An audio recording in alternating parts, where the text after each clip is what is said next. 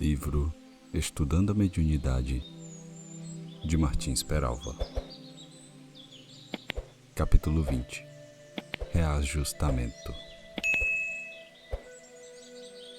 O capítulo Forças Viciadas registra interessantíssimas observações de André Luiz numa casa de pasto igual a tantas outras que se espalham por todas as cidades, onde o fumo e o álcool, aliados a indébitos prazeres e a condenáveis excessos, contribuem para que muita gente permaneça longos anos sob o guante de entidades vampirizantes.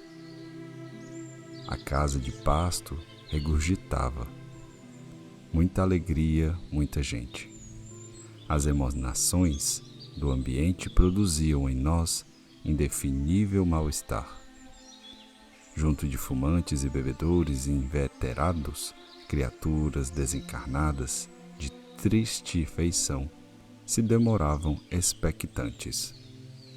Algumas sorviam as baforadas de fumo arremessadas ao ar, ainda aquecidas pelo calor dos pulmões que as expulsavam, nisso encontrando alegria e alimento. Outras aspiravam o hálito de alcoólatras impenitentes. Como preâmbulo aos nossos comentários, bastam as transcrições acima. Por elas podemos concluir quanto à influência benéfica ou maléfica dos ambientes que frequentamos. Milhares de criaturas encarnadas, homens e mulheres, ficam sem que disso se percebam, à mercê de tais entidades, dominadas como vivem pelo álcool e pelo fumo.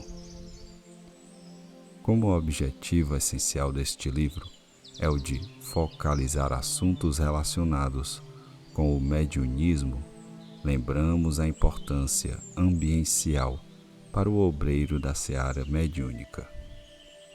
O médium que preza a faculdade que Deus lhe concedeu e que deseja converter-se em servidor operoso, não deve habituar-se aos ambientes viciosos, onde os frequentadores, encarnados e desencarnados, pela expressão inferiorizada dos seus sentimentos, constituam ameaça ao seu equilíbrio interior. Mesmo aqueles medianeiros que se caracterizam por relativa segurança sofrem os reflexos vibratórios de semelhantes ambientes. Devemos considerar que é o médium, em tese, uma criatura falível, igual a todos nós. A circunstância mesma de ter mais apurada sensibilidade torna-o mais acessível às influências psíquicas. A casa mental do medianeiro deve estar sempre custodiada pelo amor e pela sabedoria, pela moral e pela compreensão. Somente o obreiro que já se realizou a si mesmo, através da faculdade bem desenvolvida e cristamente educada, saberá resguardar-se com êxito. Somente o medianeiro portador de apreciáveis valores morais poderá, sem prejuízos, neutralizar as influenciações perniciosas. Recorrendo ao Evangelho, fonte de toda a sabedoria, mencionaremos por oportuna aquela passagem em que Jesus, estando em Betsaida, cura um cego e depois lhe recomenda incisivo: absolutamente não entreis na aldeia. O médium que deseja preservar o seu equilíbrio deve ser cuidadoso na escolha dos ambientes que lhe convém. Sempre que possível, seria de toda a conveniência que o trabalhador da seara mediúnica preferisse os seguintes ambientes: o próprio lar, que ele deve converter num santuário de compreensão.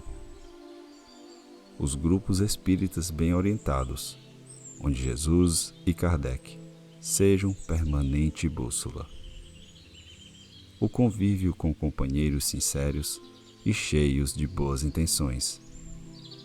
Reuniões com pessoas bem-intencionadas e de sentimentos elevados, onde as conversações edificantes contribuam para a manutenção do seu equilíbrio íntimo. Somente o imperativo do serviço assistencial deve levar o médium a ambientes mal assistidos.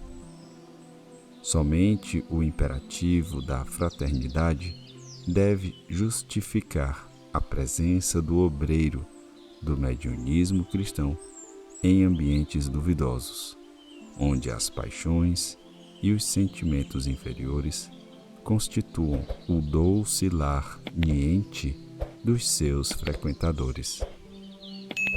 O médium, a benefício de si mesmo e da obra, deve escolher ambientes onde as suas forças morais se consolidem e os propósitos superiores lhe sejam estímulo ao estudo e ao trabalho com Jesus. Conhecemos companheiros com apreciáveis qualidades de abnegação e boa vontade que, tentando ajudar em determinados ambientes, passaram a ser vítimas de entidades cruéis, das quais, para se desvencilharem, muito esforço e muita oração foram necessários. Guardando no coração a fragilidade que constitui ainda o nosso apanágio, foram terrivelmente envolvidos pelas forças viciadas em cujos domínios quiseram penetrar. Somente os vanguardeiros valorosos que já se fizeram portadores de valiosas aquisições espirituais devem comparecer à retaguarda, onde hostes tenebrosas implantam o seu reinado de sombra. Em primeiro lugar, a autopreparação pelo trabalho comum e pela renovação. Em segundo, os grandes encargos que pedem experiência e fortaleza. Consoante acentuamos no início deste capítulo, há milhares de criaturas prisioneiras dessas entidades. São os fumantes e bebedores impenitentes que se entregam desordenadamente ao vício. São os que se entregam a condenáveis excessos em qualquer setor da atividade humana. Os que bebem passam a ser, na oportuna definição de um nosso confrade, canecos de espíritos.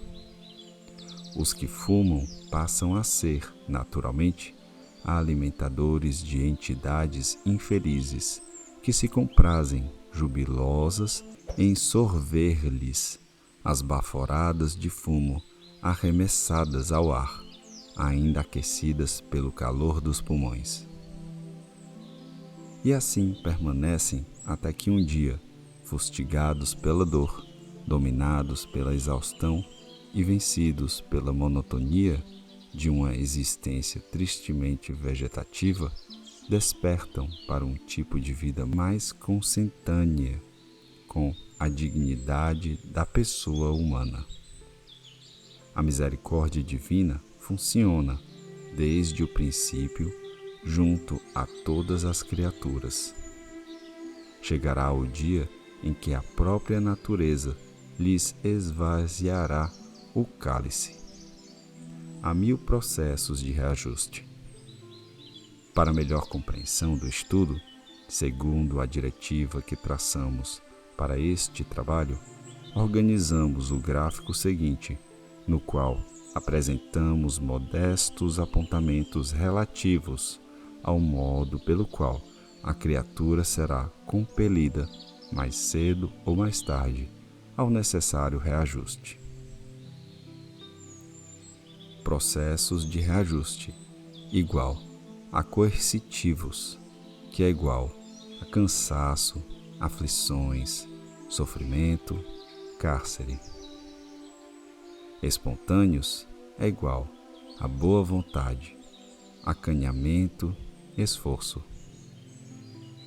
Expiatórios igual mongolismo, paralisia, hidrocefalia, cegueira, idiotismo.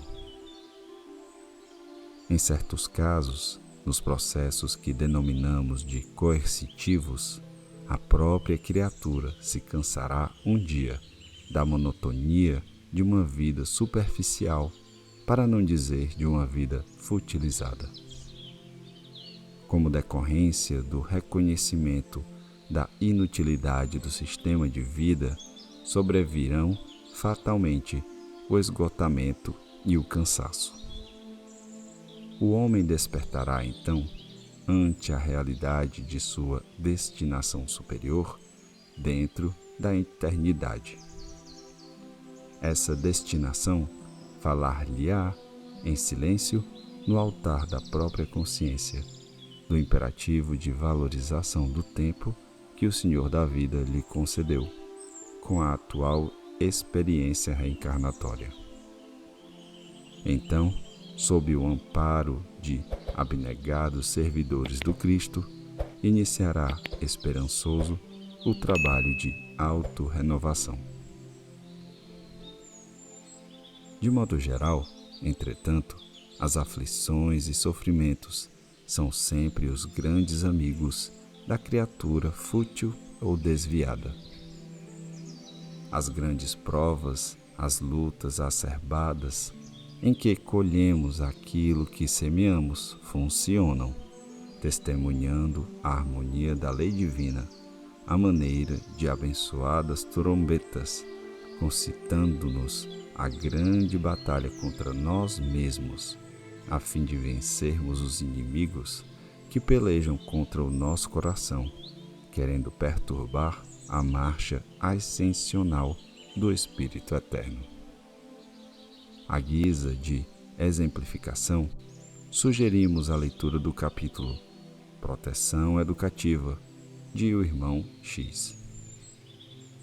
Quantas vezes também, entre as grades de uma prisão, almas empedernidas se reajustam devidamente, retornando depois à sociedade de onde foram banidas, agora, entretanto, na condição de elementos regenerados e úteis.